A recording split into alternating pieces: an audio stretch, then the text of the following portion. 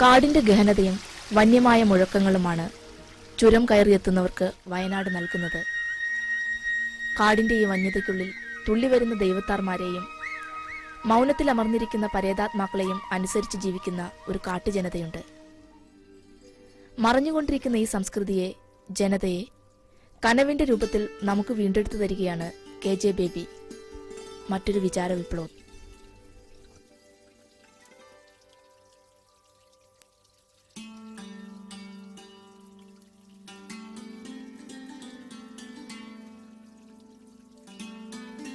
നമ്മുടെ രാവിലത്തെ ഭക്ഷണമായിട്ടുണ്ടെങ്കിൽ അത് കഴിക്കുക.